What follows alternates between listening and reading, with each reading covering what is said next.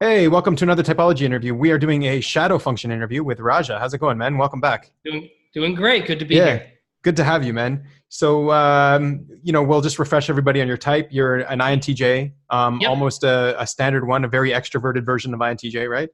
Yep. Um, Yeah. So I'm missing it. Yeah, I guess I'm sort of like a very cranked up INTJ in a lot of ways. So it yeah, makes me seem like an ENTJ. right. But the more that I've like become aware of this and really invested in my internal world, now I feel much more comfortable calling myself Right, a standard INTJ. right. And then also you're masculine, feminine, right? So you have right. So your saviors are both feminine, Yes, my saviors are both right? feminine, but my SE at the bottom is double Masculine, activated and masculine, which gives me right. a little bit more of that That's right. masculine. And so then it also makes you blast, play, consume, Yes. and then sleep last, right? Yep. Okay, yeah. So I remembered everything. I'll put a link in the description to like our first interview together, and we also did a double interview at some point with us introducing twin types. Yep. But so we'll dive into the shadow functions, I guess, just to you Let's know, do it. yeah. All right. So your first function Ni casts a shadow on Ni. So right. Really, we're really going to start with NE. Okay, fair enough. That's what we got to do, man. That's your fifth function, right? That's like yeah. It's weird because that is the function that I feel second least equipped to fake. To fake. So, Okay. Okay. right, Well, you did a little bit of logic yeah, uh, yeah, yeah, juggling yeah. there. So I would say that is of the 8 functions that exist, that is my second weakest. Really? NE. Yeah.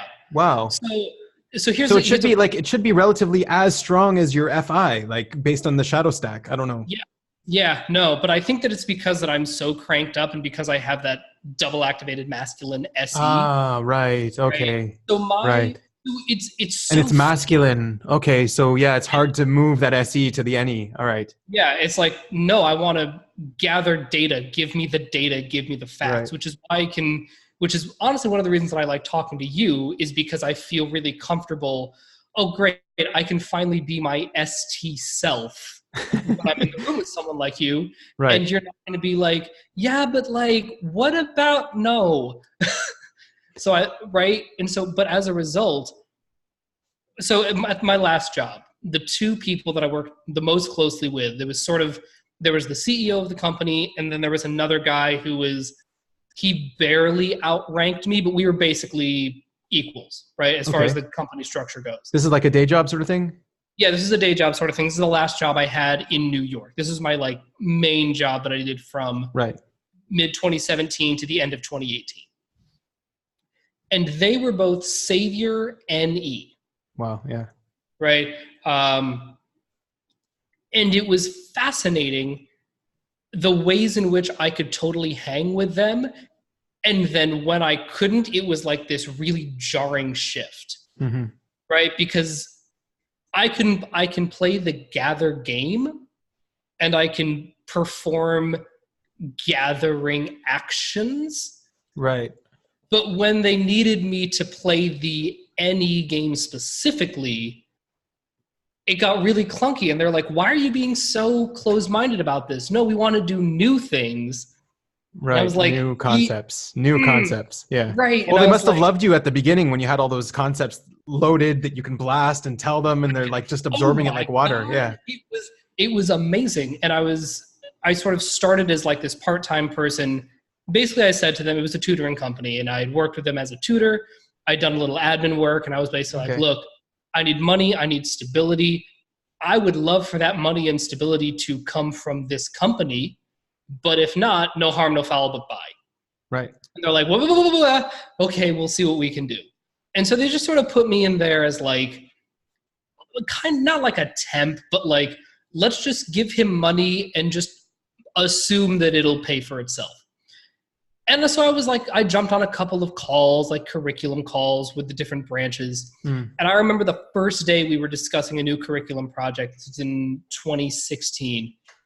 And me and this other guy, the guy who barely outranked me, we had like a follow-up meeting, and it was a Zoom meeting like this, and we both just sat down and we both we weren't sure how to start it, And so I finally was like, okay, I just need to clear the air for a second. What was that meeting? Were you in that meeting? Like, I feel like you and I were the only ones who saw what was really going on. Okay. And he was like, thank you. And so that was the birth of this kind of new way of doing things. And I think that's why NE specifically feels really hard for me to fake, is because my NI is feminine. If you don't look at me at scale, right? If you compare my feminine NI to SI, I seem really innovative. So one of my big innovations was restructuring the company to be like... Oh, we're getting into SI already. Okay. Yeah. Well, it was restructuring the company to be modeled after a gym and to use the gym membership, gym tier personal training thing. Oh, that's a good NI thing too. Yeah, to like model something after something else. Yeah. Yep. It was pure feminine NI. I ran down the street to Equinox and I got the little, here's the list of tiers, here's the masculine sensory thing that we are going to model our company after. Boom, boom, boom, boom, boom, almost right down to the prices. Right? And to them, because they lived so much in NESI land, they were like, I would have never thought to connect those two things. Right. Whereas to me, to my feminine NI, I was like, oh, this is just an obvious connection. Right. Right. So I had a couple of really pretty kind of knock it out of the park hits. Right. Really, really fast. But okay, but like as an NI, you would get really attached to your ideas. Like they would feel like your ideas. Whereas like an NE would feel like not attached and able to abandon ideas. And for you, abandoning an idea should feel like kind of wrong and weird, you know? So that happened later. So again, I'd been with this company for 8 years. I saw in a very masculine SE way, like these are the results, these are not the results. Like that was very clear. And so as a result, my role as a change agent didn't feel like I was abandoning something because I was like, no, I'm changing this to make it my own. Right. I felt a lot of ownership about it. Yeah, exactly. Yeah. Right. Which was great at first, except when the NE types wanted to change it. And I was like, wait, we haven't fleshed this out. Like we've been doing this for, it isn't time to change it yet. We still have to develop it. We still have to refine it. We have to organize it, make it right. We have to like we need to see like, all right, we need to implement this and then just do it for 6 months. I know we have the funds. I have seen the books myself. Right. We need to do this and then gather data for somewhere between 3 and 6 months before we can refine it. And look, if I'm wrong about this, I'm happy to be wrong. If the masculine SE data right. So you're still using your top 4. Yeah. Right. I'm like, look, I would love to be right all the time, but that's not how life works. I'm willing to be trumped by SE data. What I am not willing to be trumped by is a masculine NE idea that you had because you were inspired by the Autobahn. Like, right. What? Right. Right. But like, what about the spectrum of ideas? Like, okay, so that's one idea. And like, he would have come up with more if you're like, that's a bad idea. He wouldn't have taken it personally. He'd be like, more. Like more idea, another idea. Right. And I was like, would you do that? Well, can you do that? I try to fake it, but I get really exhausted really quickly. Right. Because it feels like I'm not standing on anything. I guess the best way to describe it would be, I can come up with a bunch of ideas, but it all happens internally. It's all my NI being like, I see it, I'm gathering some data, it's kind of mushy. Aha, I am now presenting the best idea relative to the data. The other ideas. Oh, the data. Right. Okay. So yeah, and he would present it relative to the other ideas. This is the best idea. Yeah. And you're presenting it relative to the data. Exactly. The data, and the data I'm not attached to. No. I have no attachment to, like, whatever. If new and better data comes up, obviously we'll refine the NI. Yeah. We'll use it to refine the NI more. Yeah. Right. And there's like, that's my give and take. Whereas they're like, yes, but is this idea better than that idea? I'm like, I don't know. Mm-hmm. Like, right. We're already using an idea. Let's refine it more. Let's curve it to where it's supposed to go. Let's curve it to where it's supposed rather than to picking go. a completely new idea. Right. And again, and it's weird. It really showed me how my feminine NI and masculine NE can coexist. So we had a lot. Why do you think your NE is masculine, by the way? Where did you get that from? No, the masculine NE of the others. Okay, yeah, right. Okay. Right. Okay. And also like my mother and my father both have masculine NE as a savior, as a double activated. Right. And so, sort of growing up in that environment and seeing all of this. Now, let me be clear. There were a lot of things that had nothing to do with function conflict that made that working relationship not what I needed it to be, right? A lot of it had to do with the city and the environment and all of that other stuff, right? But it was really interesting to watch these two functions play off of each other. This function that I had as my lead function and a function that just didn't exist in my stack, right? In my top 4. Being like, it just felt really hit or miss of like, sometimes, my God, we would be on the same page and we would be cooking and just like crazy productivity. And then sometimes it would be like, I don't even know how to have a conversation with you because we cannot agree on the state of reality. Mm-hmm. What about seeing possibilities and things like that? My seeing possibilities, it's weird. So subjectively, I feel like I'm bad at seeing multiple outcomes, right? You see the one outcome.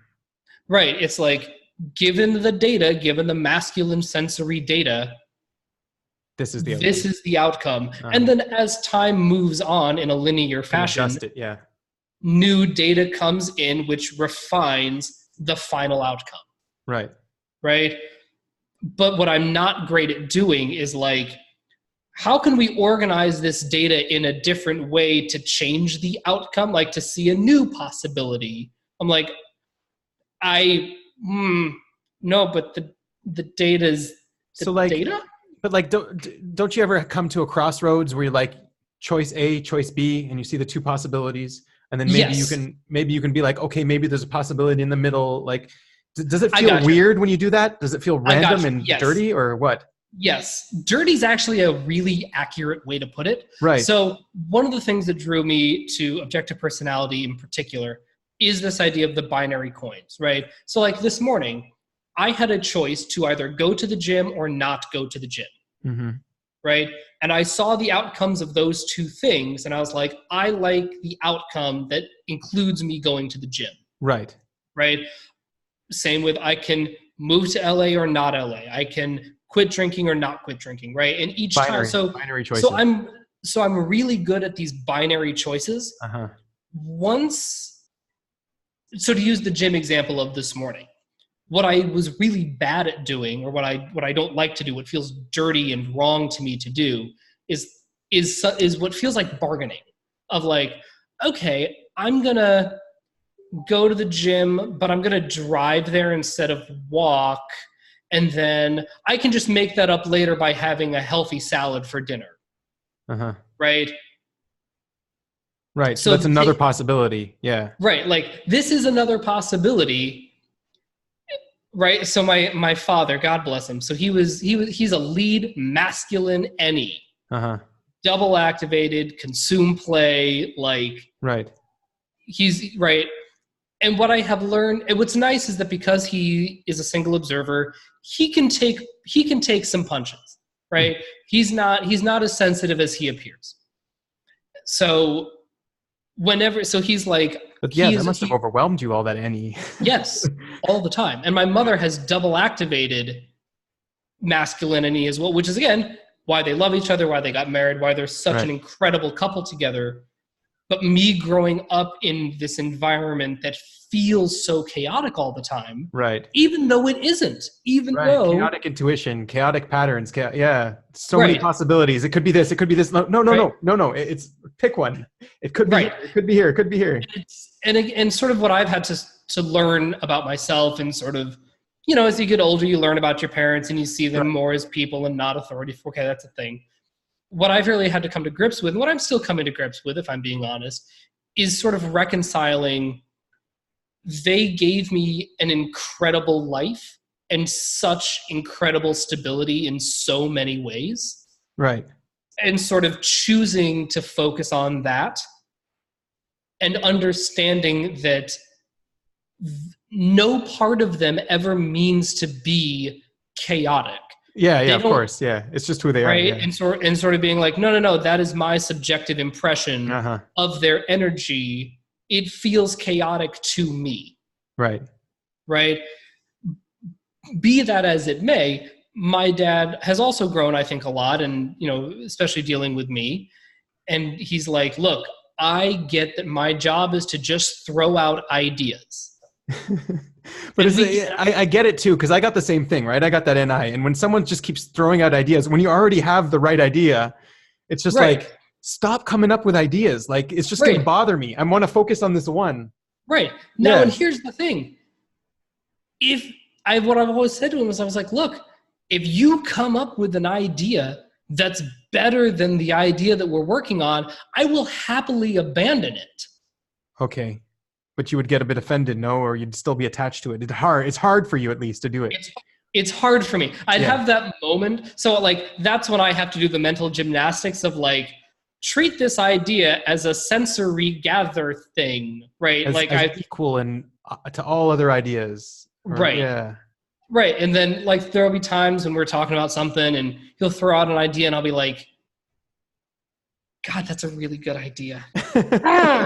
Let's follow it through. Stop with the ideas. And I was like, that's cool. Yeah, that idea, that random idea that you just threw out is actually brilliant. Oh, wow. Yep, I guess I'm scrapping my plan. Right. And then there is a little bit of chagrin there of like, touche, you got me. You got me. But yeah, it really is that, like, if you barrage me with ideas, you can barrage me with the data all day long and I'm fine. Yeah. Right? If you're like, the numbers, even though it's a demon, it's like, it's still closer to home, right? It's still, right? Like, again, at scale, if we're talking about the spectrum of things that I like, right? I would rather you throw, here is 100 pages of data for you to compile. I mean, I don't love it. Right. I would like 2 pages of data. Right. But I would rather that than, here's 100 ideas that I just came up with because I was put my thinking hat on. So wading through those ideas, it's hard. It's difficult to wade through all. Wading through those ideas is really, really hard because you have to stop and think of each one independently. I have to stop and think. I have to think of each one through my NI lens. Yeah. Right. And then once you've gathered them all, then you have to compare them all. Also, but I have to compare them all, and I was like, this is a lot of effort. And again, just going back to the workplace, because that was such an any chaos kind of place. Right. I had to learn that if the idea didn't come, like, the first time an idea comes up, literally just ignore it. Right? Which is maybe not the great way to treat your boss, but whatever. I was in a lot of pain for a lot of other reasons. Right? Okay. Because she would never follow through, and she would never follow, like, out of 100 ideas, 99 of them she would never follow up on. Right? And then if she did follow up on something, I'd be like, oh, that was something you were really serious about. Oh my God, I'll get this to you by the end of the day. Okay, yeah. And then I would just do it and just put something together. Right. But I learned over time that I was like, I'm not going to invest time and energy into something that because that's not how she meant it. Change it in a second. Yeah. Right. And again, to my NI, her NE felt like she was coming in and just wrecking my entire Lego house. Exactly. Yeah. Right. But that's not what she meant. It was just, here's an idea that I had. If you want to run with it, you can. Right, because she's not attached to it. She doesn't care. She's not attached to it. And if I had said, you know, okay, let me play with this for a while. Yeah, I can. Let me think about that for a little bit. She would be thrilled. She would be like, oh my God, I'm being taken seriously. He's playing. He's doing his thing. He's doing what I want him to do. Right. Well, also like people want you to accept their saviors. It's like, it's like, you owe, like, I don't know, what's the metaphor there, that you owe them the savior? Like, I'm validating their savior. I'm validating that savior energy. It's their God-given gift to the universe, this savior that and I am accepting it. Yeah, exactly. Yeah. So, okay, then the other thing is maybe tangents and stuff. So I noticed like you're going on one, like even when you're telling a story, you're going down one path. Yeah. Does it feel weird to branch off on tangents and tell a different story and come back? Can you do that? Here's what will happen. Anecdotally, one of two things will happen when I'm telling a story. I'll definitely, like, my stories absolutely curve. Right. I do not, like, again, my NI is feminine. I've talked to quite a few masculine sort of thing. Yeah, like my masculine NI friends, when they're telling a story, it is like boom. Right.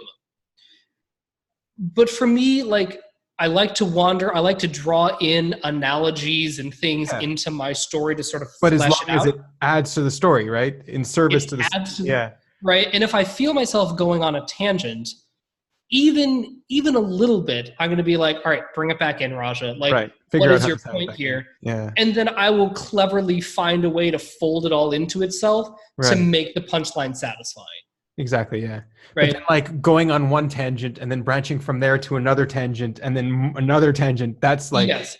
So I will do that in conversation. Oh, okay. So if we're talking about something. Okay. And you bring up something that's really, really interesting. Like if you give me a masculine sensory data point, then I'm like, oh, okay, the conversation is now going this way.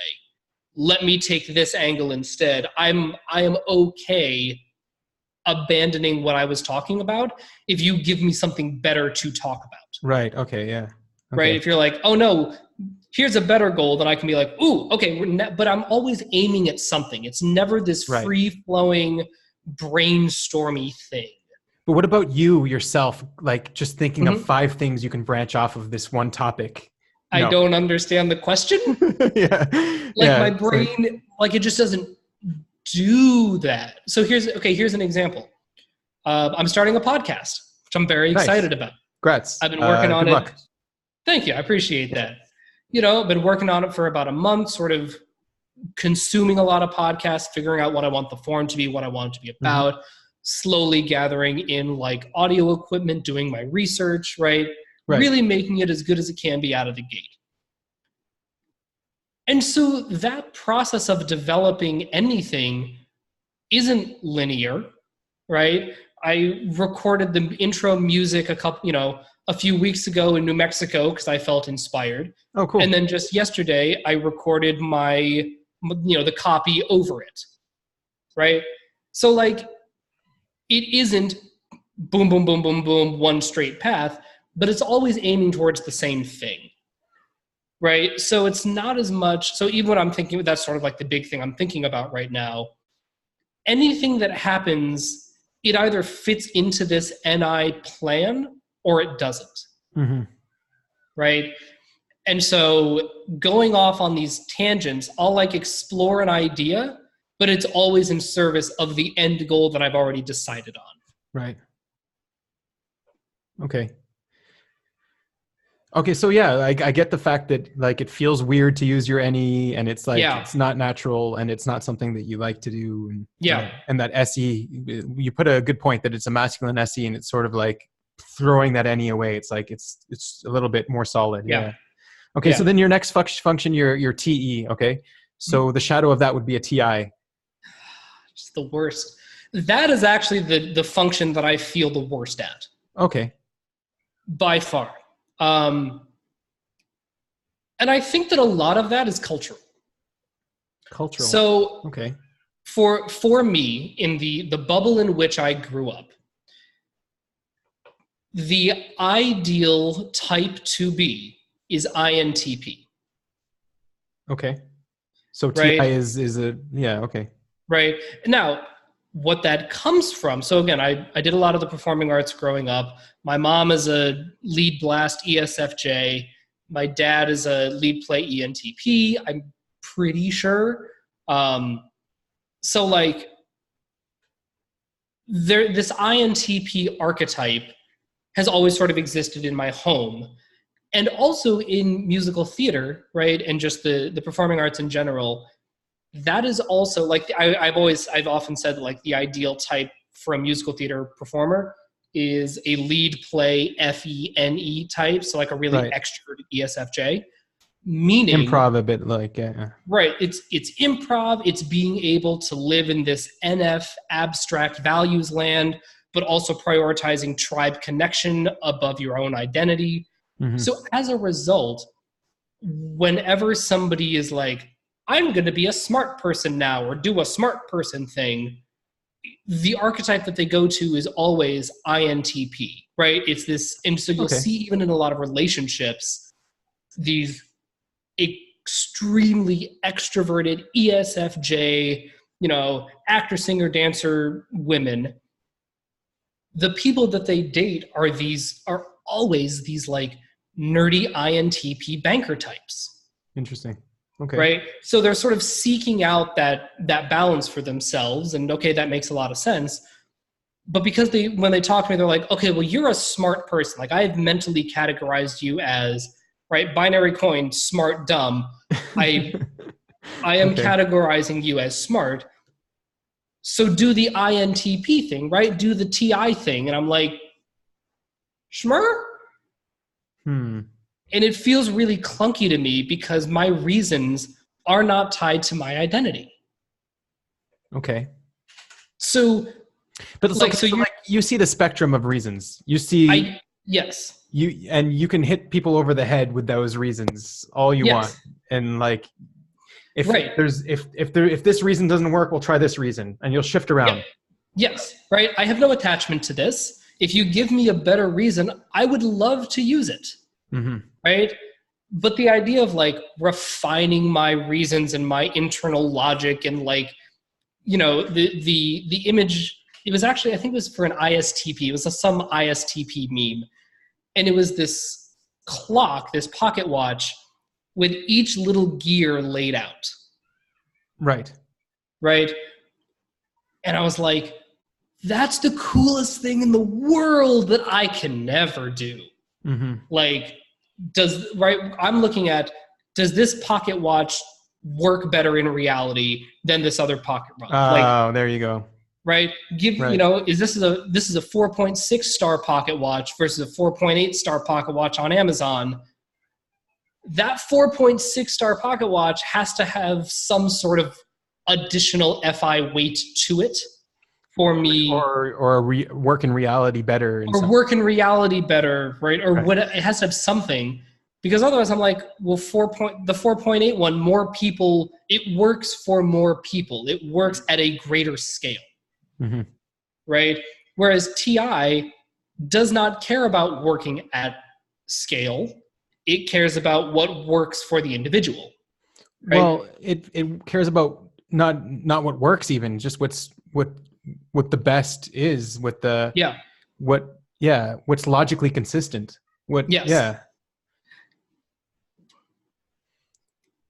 So like, I'll give you just like an example talk to me. So I had this boss that was probably some kind of TE second or something, I guess, when we were programming together.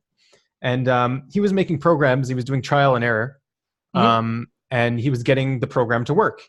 And I was like, yeah, that's what he wanted. And I was like looking at his code, I was like, but why did you do it like this? He's like, I don't care, it works. I'm like, yeah, but you could make it better and you can make it more efficient. And look at this code here, it's completely redundant. And he's like using the same code all the time, copy paste, because it works. And I'm like, sure. And I'm like, no, you can't do it that. Like for me, it's like just, it's right. It irks me. I want to refine it and make it better and make it more logically consistent and get rid of the redundancies and things like this. Yeah. Yeah. No, and I don't, it was like, I'm not a programmer, but like that concept of, the concept, exactly. Okay, this line of code just works every time. Right. I'm just going to run that into the ground until it doesn't work. And if it doesn't work, great, then I will adapt and improvise and find other reasons, right? Find other things. But like, I don't know, man, when all the world looks like when all you have is a hammer, the world just looks like a nail. Yeah.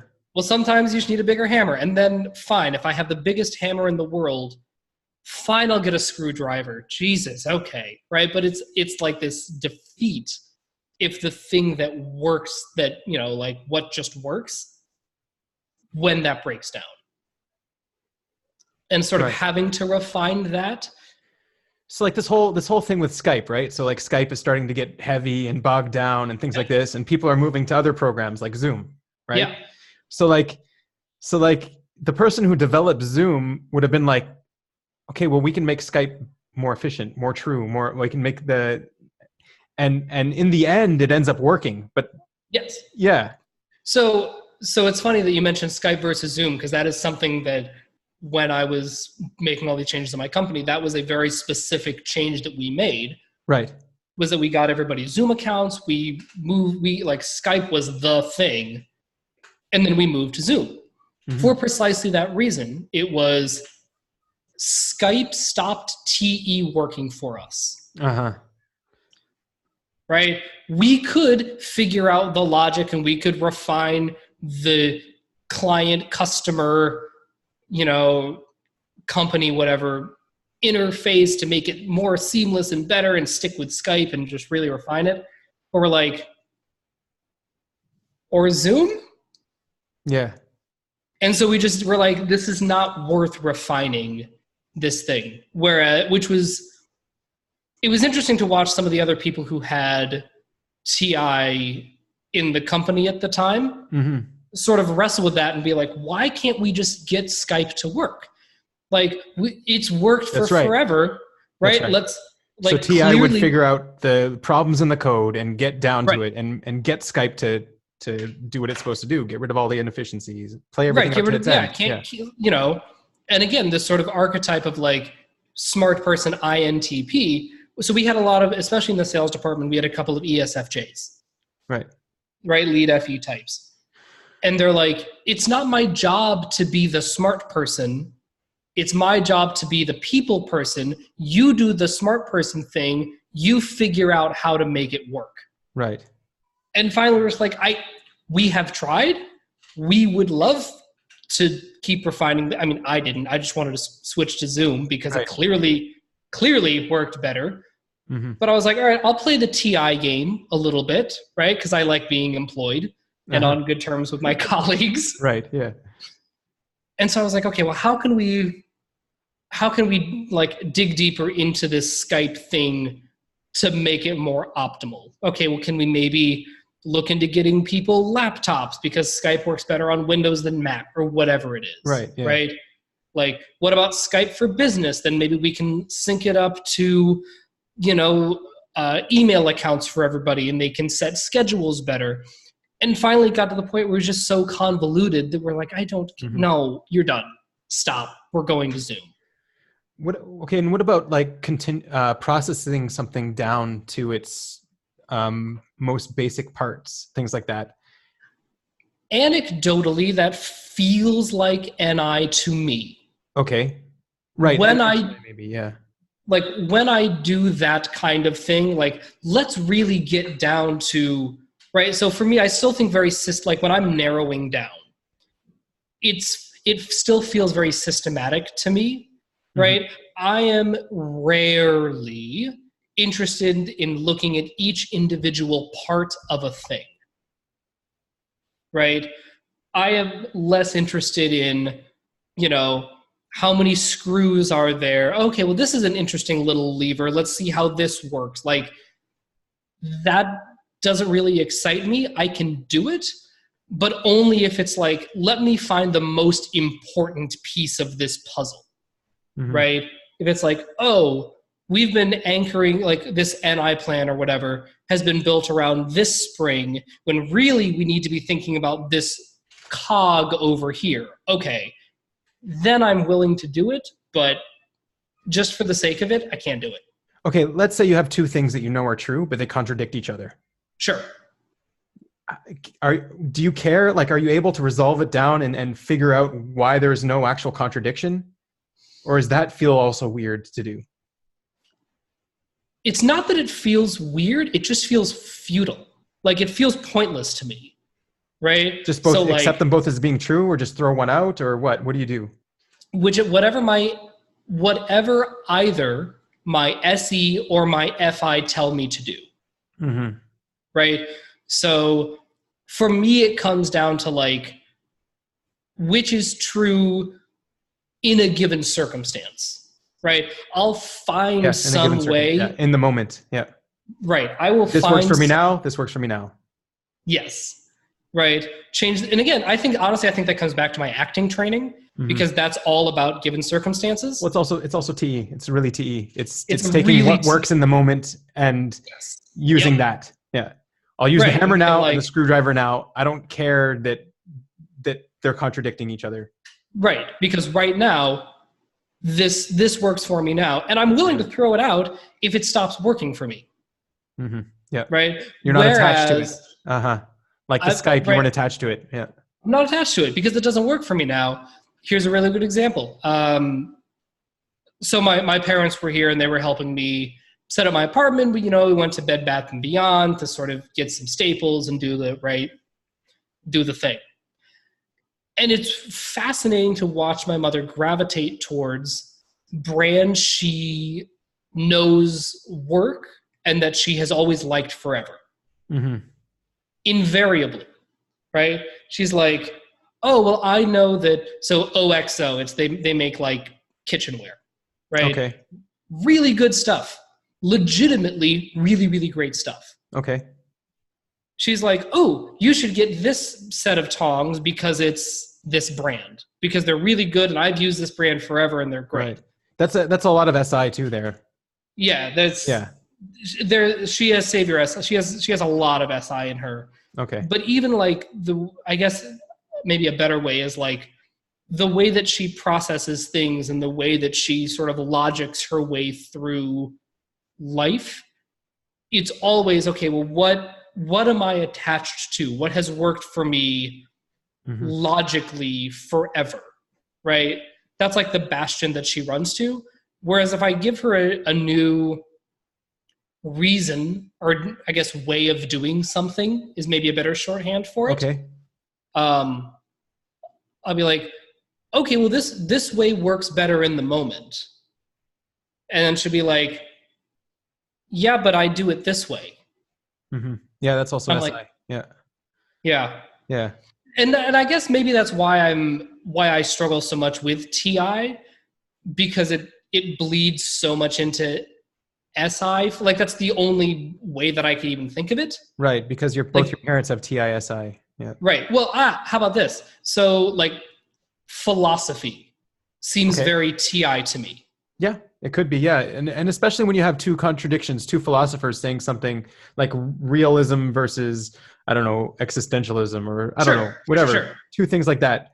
Or solipsism versus realism is better. Yes, sure. Right. And, when you see like the mathematical proofs, right, when you see the philosophical, like if A not B, then B, right, or whatever it is, right? I can read that for about 4.5 seconds before I want to throw the book out the window. Okay. Because I'm like, I don't care about getting this deep on the logic of it. I care that it works. So just to use the philosophy, to continue the philosophy tangent for a second. Kierkegaard, I love Kierkegaard. So his whole thing of like the night of faith versus the night of resignation makes a ton of sense to me. So the super short version is like the night of resignation does not exist in the physical realm. He's only ideas and whatever. But the night of faith is like, I get that, and I'm going to live in the physical world. Like I'm going to live as a paradox, right? And I'm like, yep, cool, that makes sense to me. And then if you ask me to drill down into it, I'm like, but it works. Like, right. It works for him. If you were to embody these principles and like live in this way, it would probably work for you too at scale. So like, I'm signing off on it. Rubber stamp, done. I'm moving on to the next thing. Mm-hmm. Okay. So basically TI is not something that feels comfortable to use for you? It doesn't feel comfortable. It doesn't feel particularly useful. Right. I'm just like, I don't, again, I do a lot of music and I do some music production, but I could never get super into it because it's such a TI, like, let me get like this mixer and this EQ and this, like all the gear, like the gearheads who really love that stuff and like getting into the TI of like. Yeah, I don't know. Yeah, I don't know how TI that is, but yeah, it could be. Yeah. Yeah. The way that I have seen it, it does not feel SI to me. No, yeah. Because of, right, sort of breaking down each individual micro component of it logically, and putting the things together. I'm like, does it sound good? Does it, like, that's not my job. That's not my job as a TE user. My job is to give you something that you can then TI the hell out of and refine. Right. Or FI like at some point. Yeah. Yeah. Okay. So, okay. Interesting. Okay. So now let's get into the shadow of your FI is going to be your FE. I would say that is I consider my fifth function. Okay. I can FE like crazy. Okay. I guess because maybe TE is kind of related to FE in some way. Yeah. So I think that if I had masculine TE, it would be harder for me to FE. Okay. I see. Right. But my feminine TE is already so freaking accommodating and is already so like, yeah, man, it's all good. Like, your idea is valid and your idea is valid. And we're all just here like doing the thing, man. Right. But it's still about the reasons, right? Yes. It is still fundamentally reasons driven. Right. So what I've learned over the years is just an incredibly effective communication tactic is the more that I infuse my TE with FI. Oh, yeah. Right. Right. Then it doesn't matter that I don't have FE. Yeah, because that's like your strength. You're the double decider. You have the FI and the TE balance. You can use them together. Yes. Right. They can mix together. My ego isn't really attached to one, or even though my TE is a lot stronger than my FI, I'm not attached to it. Right. I don't care about sacrificing the integrity of these functions because my identity isn't, it's not my biggest problem in life. Right. So I'm like, okay, well, here are the TE reasons why you should like me. Right. Or why you should give me the promotion or whatever, or why I should be the team leader. Well, that's not particularly compelling unless I speak from a place of authenticity. And I'm like, here's what I am passionate about, right? If I trust that my TE can take over and I just speak from my FI, the two will naturally mesh. And whether you have TE or FE, you're going to dig what I'm putting down. Right. Because you're going to project your own savior function, like whatever your savior, whatever DE you have, you're going to hear that in my communication style. Okay. So like let's say you run into some kind of ideological problem. Okay. Sure. Some kind of value issue. Love it. And are you able to see the spectrum of values and be like, okay, it's okay. It would be okay in India. Or would be okay in this part of India. It would be okay in China. Like the spectrum of values, will you see it? Totally get it. That took me a while to get. Okay. I feel like I'm a little better at it now. Right. And so where my FI comes, so my FE is like, I totally get the spectrum of values relative to different parts of the world, different parts of the country. Right. And I am totally comfortable letting those exist and acknowledging them as real. That doesn't mean I'm going to go there. It doesn't mean that I'm going to put myself in a position where I have to deal with that all the time. But I recognize it's real, right? How about, look, I just left New York, which has a really clear set of values. And that value is capitalism and money and commodifying everything. Right? But that doesn't mean it's your value. It doesn't mean it's my value. That's right. But I can look at that, and sort of what let me leave that place without a lot of trauma is I can look at that environment and go, okay, I totally get what you're doing. And I see a lot of unhappy people, but I also see a lot of happy people. And I see a lot of people who feel like they're living their best life right now. Mm-hmm. I don't want to take that away from them, right? Because I believe that they believe they're making the world a better place. But that's not where my energy is. That's not where my FI feels at home right now. It's not where it feels at home anymore. Right. So I'm just going to leave. And I'm not going to go there. FE should be kind of like your polar function too. It should be like something that feels like not authentic when people are using FE. It should. It's so weird because my coworkers and the people in the theater department, and even my mother to an extent, like I feel a lot of authenticity from my family and the people that I'm really close with now. Okay. Because I know where that authenticity is coming from. It's coming from a TI place, right? Yeah.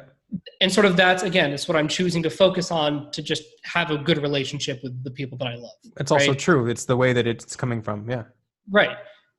But when I talk to somebody who's just all in on their FE, it feels like Teflon, right? Like I don't know there's nothing sticky about it. I don't know how to hold on to that or really engage with it and honestly, it feels like me presenting my FI and giving, sort of showing that to them, that will just bounce off of them. Mm-hmm. And they'll be like, oh yeah, that thing that you really care about, that's a thing that one could care about. But what about all these other things? And I was like, I just bared my soul to you. And you're like, that exists. Devaluing your feelings. Right. It's the not personal. Right. And, or if somebody presents, again, one thing that I try to do, I'm not always great at it, but if I know someone has TI, mm-hmm.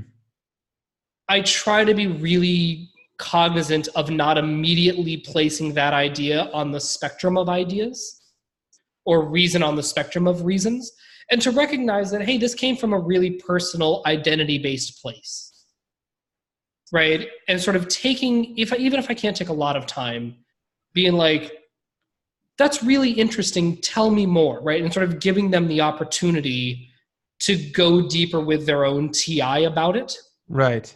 Right?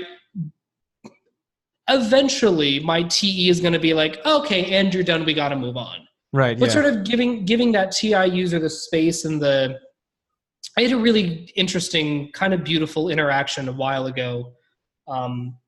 This would have been in April of 2017 with a coworker of mine, ESFJ, lead play.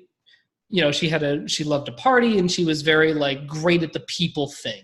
Mm-hmm. And she came up with this idea. And I was like, wait, hang on a second. That's really interesting. Tell me more about that. I'd love to hear your thought process behind that.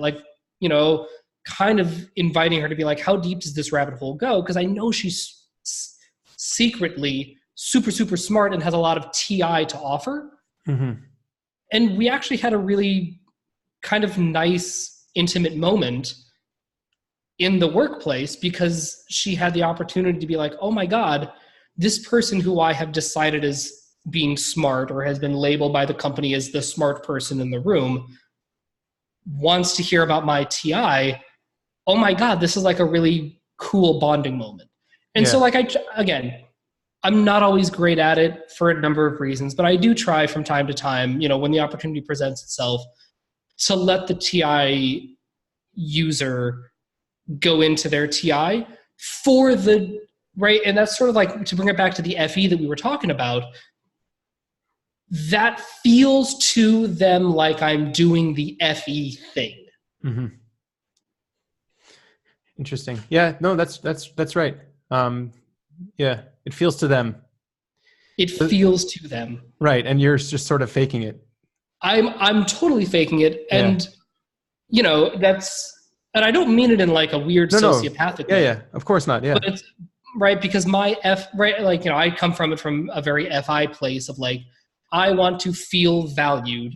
How can I make others feel valued in that very human identity-based sense? Right.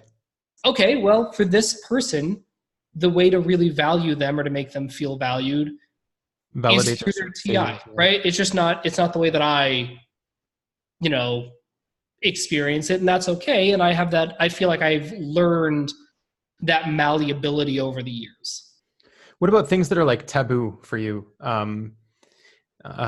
don't know, things that go against your values. Yeah. Sure. Anything. Are you able to see that there's a spectrum of values and that their values are different? And absolutely. So I'm trying to think of a good taboo kind of example. Something that goes against. Okay, how about this? Here's a really good one. Polyamorous relationships. Okay, there you go. Right? That's like a pretty safe taboo thing, right? It's not totally, you know. Like, there's places in the world and lots of different cultures that accept it. Yeah. That accept it, right? That's not one of my values. I'm not interested in being in a polyamorous relationship, right? My FI doesn't like the idea of that. Well, you're also not interested in a relationship. Well, look, we're evolving. Sorry, We're evolving. We're trying, man. Yeah. Right? But, you know, I look at that and I go, I love that it works for you. I love that it makes you happy.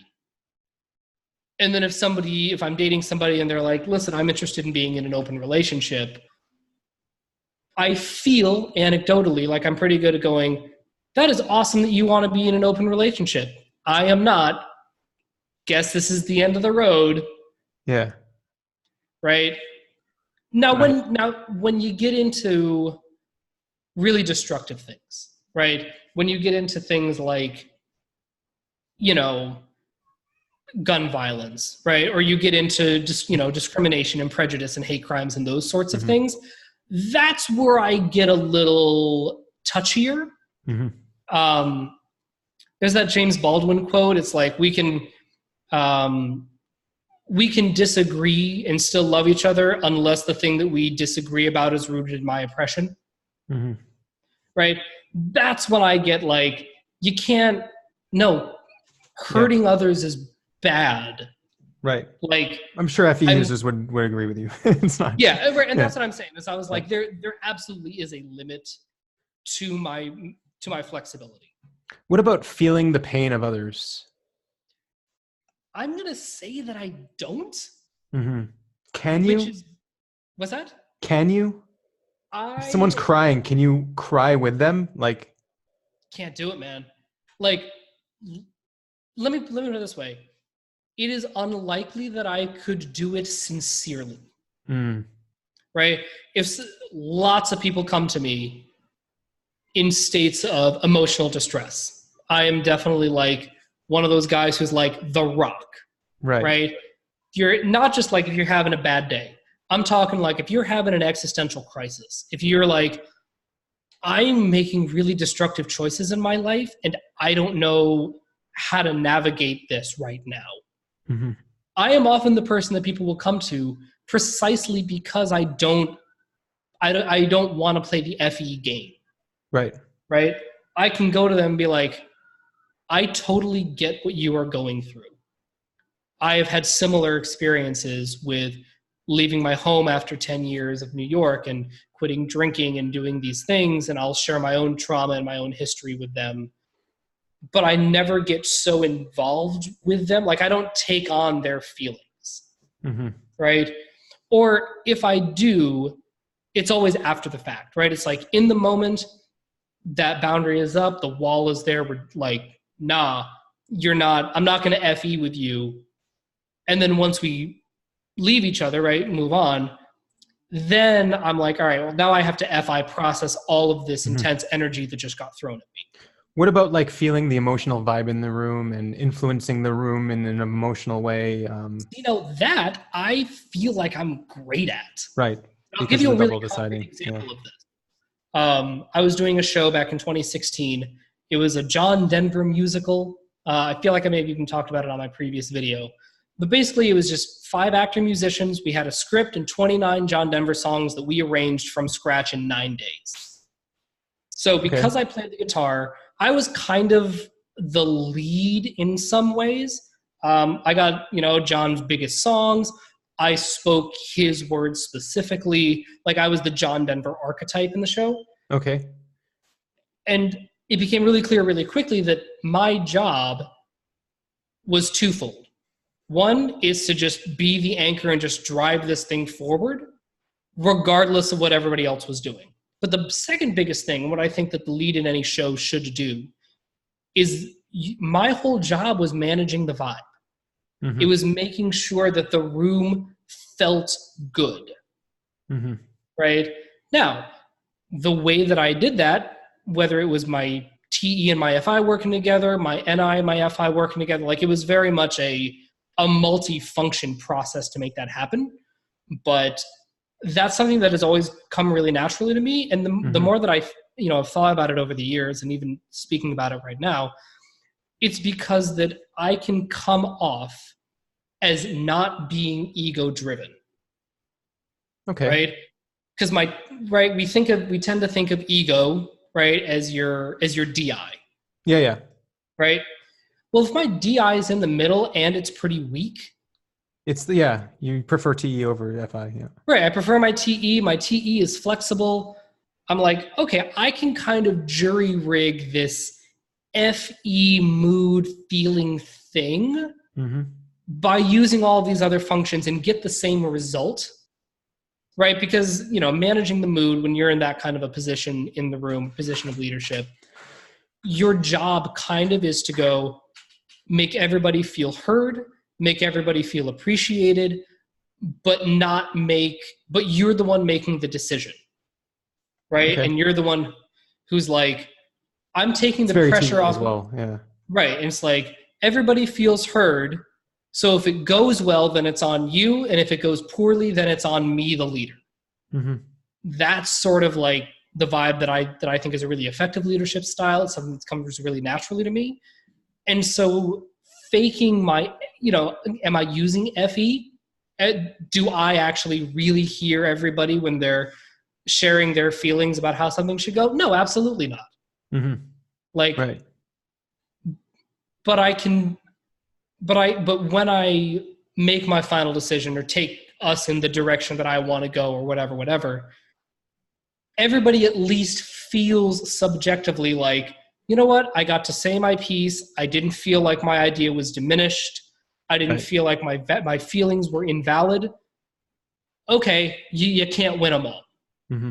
What about like the appropriate emotional response for things and knowing what's appropriate? Like making a joke at a funeral. Like, would you know how to do that, or like, would you know that sort of thing? Yep. Because that's just comedy. That's my comedy background. Okay. That to me. Yeah. Okay. But you know what I mean? Like an appropriate emotional response to a situation. Like, if you're feeling bad, can you feel happy for a different situation, even though you've got something on your mind? I see what you mean. Yeah. I see what you mean. Okay. So I'm going to answer your question in 2 parts. So I think in one sense, the knowing how to tell a joke at a funeral and make it appropriate to the situation, that I can absolutely do, because that's an SENI thing for me. Sure. Okay. Right. But the being happy in a situation when it's appropriate to be, that's a lot harder. Sad. Yeah. Okay. Right. If I'm feeling sad about something, it's all right, here's a really good, it'll be inauthentic to be happy. It's just authentic. And I have found that if I lead with that authenticity, it doesn't matter if I'm happy or sad. What all the people want, right? So let's say there's a wedding, right? And I'm going to this wedding and I just found out that that my dog died, right? Something really, really horrible and traumatic. If I show up to that wedding, man. I'm sorry. Right? Look, if I show up into the room and I try to, put on a brave face, that's a phrase that I hear a lot, or like try to be happy and be happy for those people, that it's just going to feel weird, and like I'm not going to like it, they're not going to like it. But what's a lot more effective for me is to be like, is to sort of let those two emotions coexist. Because I am happy to be at this wedding, at this union. Oh, okay, all right. Right? It doesn't negate the fact that I'm sad about the fact that my dog died. But and so you can still be authentically happy. I can still be authentically happy, even if it's tinged with, you know, if they're like, you know, I'm so glad you're here. You know, are you okay? You seem a little down. You know, you're not your peppy self. I'd be like, well, if I'm being really honest, my dog actually died this morning. And they'd be like, oh my God, I'm so sorry. I'd be like, I know, but I was like, look, you guys are really important to me. I wanted to be here for you in whatever capacity I can. I'm not going to be Mr. Happy Dancy Guy today, but I really do love the both of you, and I wanted to celebrate this day with you. So I knew this was going to happen with you. We're going like overtime. We're over an hour now, but we should like move on. Yeah. But I actually do want to stay on this topic a little more. But maybe one last question about FE. Sure. So like, let's say you see somebody like really angry, enraged about something. They're like throwing shit. They're really pissed about something. And then like someone calls them on the phone, and all of a sudden they're like super happy and talking on the phone. What does that feel for you?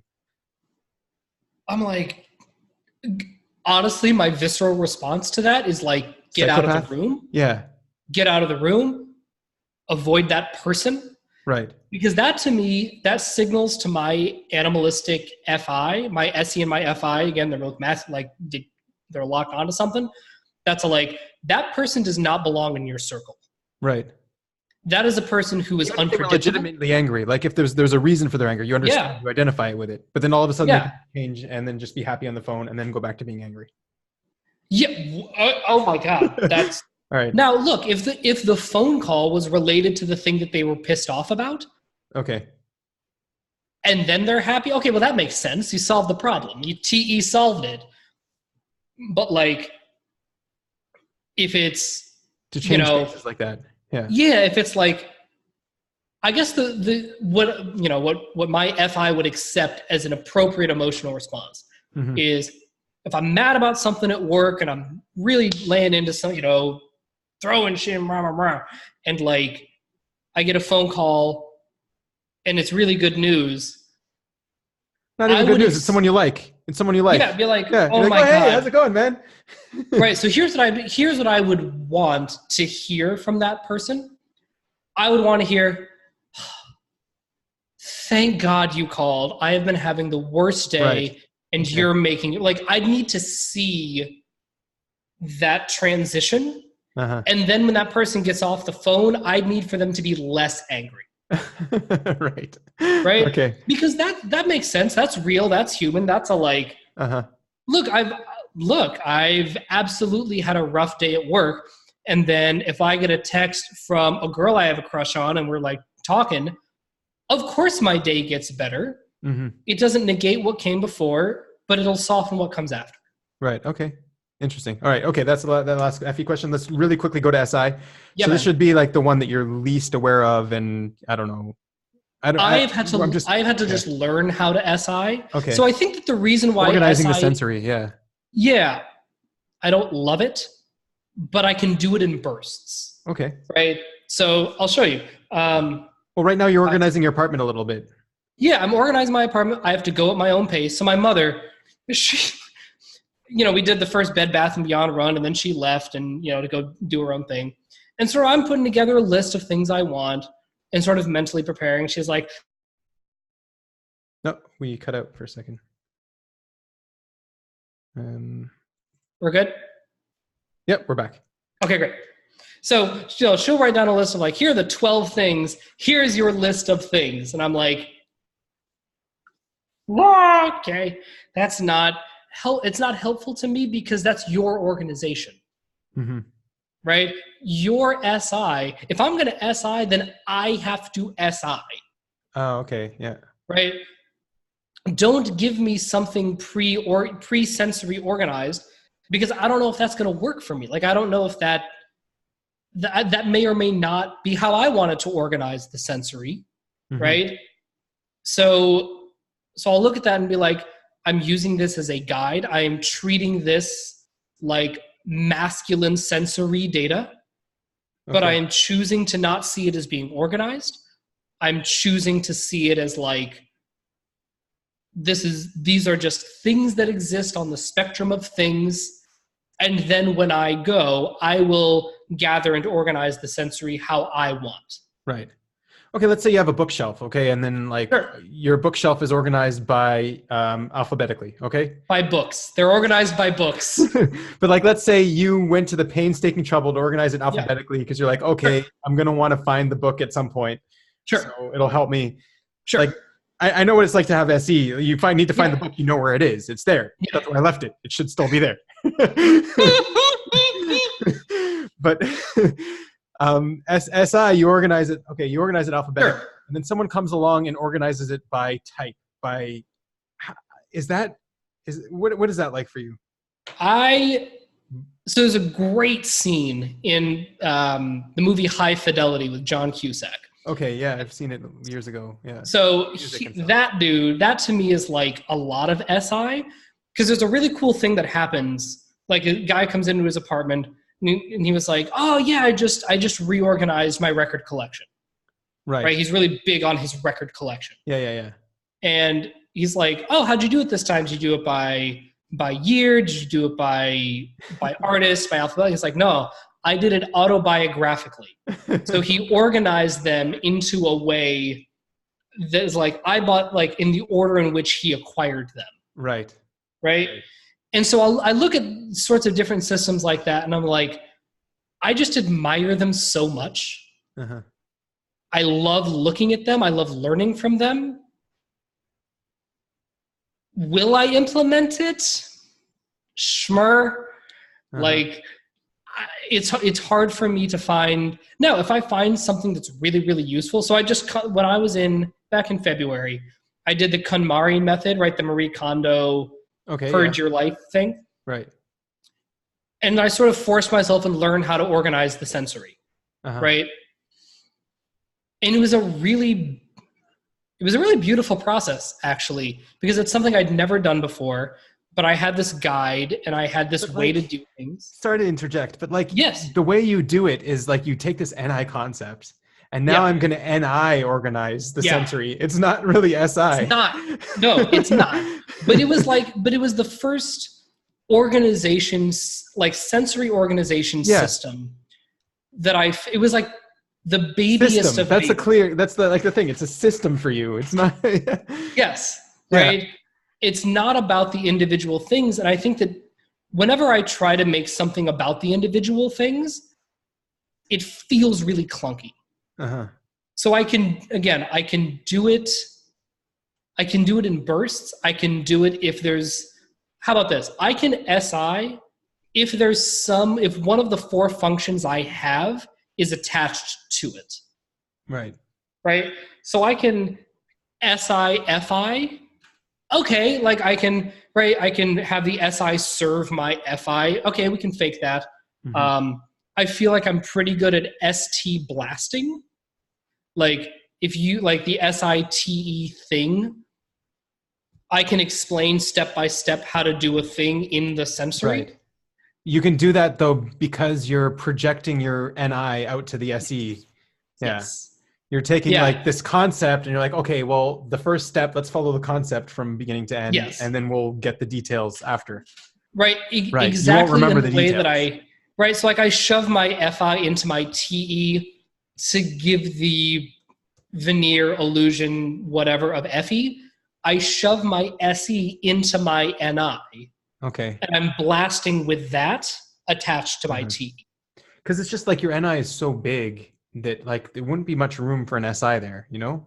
Yeah. Even though Right. And the idea, again, as you said, like the bookshelf, if I have to organize it for somebody else, happy to do it. Whatever. If you're like, hey, personal assistant, organize my record collection alphabetically. Okay, well, that's annoying. I don't really want to do it, but like, I guess I'll do that. Sure. It seems pointless though. It's right. I'm like, I wouldn't do this for me, but I'll do it for you. Uh-huh. But if somebody's like, hey, you should really organize the books in your apartment like a little bit more deliberately. I think that you'd really like that. And I'd be like, Okay. hey, how about get out of my apartment?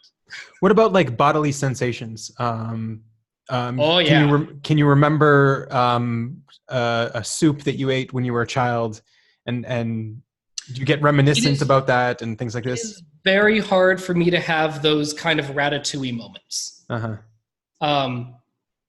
It's really hard because I'm like, I feel like I live so viscerally with that double activated masculine SE in the moment. Right.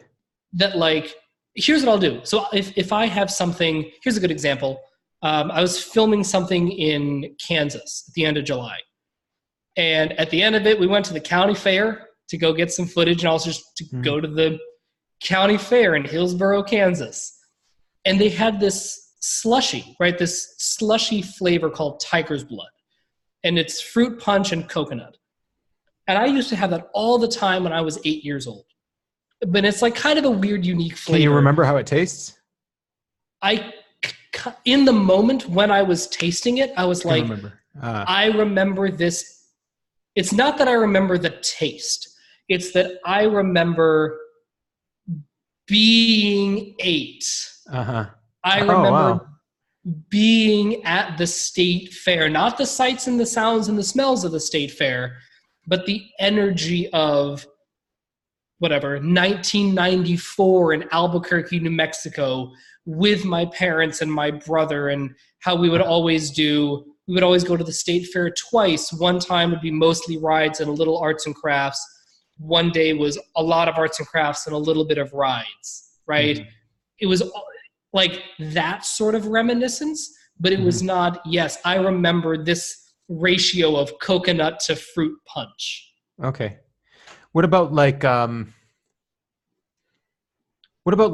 beautiful painting? I don't know, or something like that. Okay. So like, let's say you saw a beautiful painting in front of you. Would you be able to like still appreciate it later? Still draw back that painting at some point and it's still hard. Appreciate its beauty? It's hard. You'd still have to go back to it and see it to do it. I'd have to go. So if I'm trying to appreciate the sensory components of the painting, so like not in the moment, after you've seen it. Yeah. So like the Edward Hopper Nighthawks, right? The one where it's like just a couple of people in the diner. Okay. Right. It's a look it up. So the painting, when I saw the painting, I was like, this is incredible. I love this painting. I've loved this painting. And then when I think back on it, it's not that I remember the sensory of the painting. It's that I remember I like this. I remember how that painting made me feel.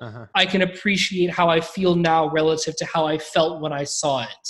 Right. And then if someone asks you what color was this guy's hat in the painting, I'd be like, what? It's not that I don't, I mean, like I could dig down and be like, I think it was a dark gray, I think. And how did it reflect the light?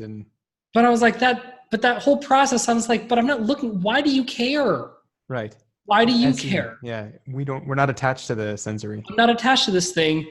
If you show this to me now, I can give you the answers, a 4-page treatise on like the beautiful composition of, but like, I got to see it. And it's funny, I actually would get in not trouble, but like, so again, my sensory is masculine. I have a lot of kinesthetic energy. If you put me in a room to figure out how to design it and how to lay it out and like where to put the things, I can do that for you in about 4 seconds. If you say, here's a floor plan, visualize, imagine what, you were in this room, right? You were there like 4 or 5 times. Can't you just like sensory remember what it's like to be in there and just do it? I'm like, no.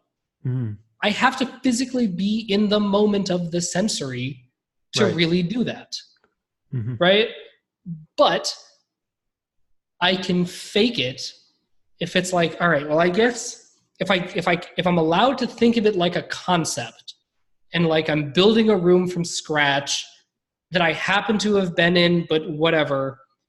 okay, I can shove my SE and my NI together and like do the SI thing for a little burst of time. It'll always be a guess. It'll be a guess. But you're guessing at everything. Yeah. I'm always guessing at everything. And ultimately, if you really want me to do it, you know, one thing I've sort of learned to say to people professionally and personally is like, look, I can give you an answer right now that's going to be a guess. Or if you put me in the room, I can tell you for sure. Mm-hmm. Right? So that level of sensory certainty can't happen unless it is right in front of me. Do you have like a sensory that you hate, like claws on a chalkboard or something? I do. I have a couple of those. So just give one that's... Yeah, and I would say nails on a chalkboard is a really... Nails on a chalkboard. One. Can you recreate that bodily feeling that you get? Yes. Yeah. So it's not nails on a chalkboard. It's nails on my dad's old Ford Ranger truck. It was like this metal from the 80s, and it was... And do you still get that feeling? Yes. You think about it? All right. Yes. So that's there at least. This is a really fun note to end the interview on. I love this. Awesome. Okay, so we'll put the links in the description to the old interview. And do you have anything to promote at the time? You want to do a podcast? Yeah, so I'm starting a podcast. It's called Magical Living. It's going to be a health and wellness podcast where I interview people from different walks of life and talk about like, you know, their journey and their struggles and all that sort of stuff. You can find it on my Instagram at the Jolly Raja. Right. I have that link in the last time. Link that as well. Information should be going up hopefully in a couple of days once I start to get the ball rolling on that. Cool, man. Yeah. Awesome. Thank you very much, Raja. I appreciate you having me on here. It's always good to talk to you. All right. Bye. All right.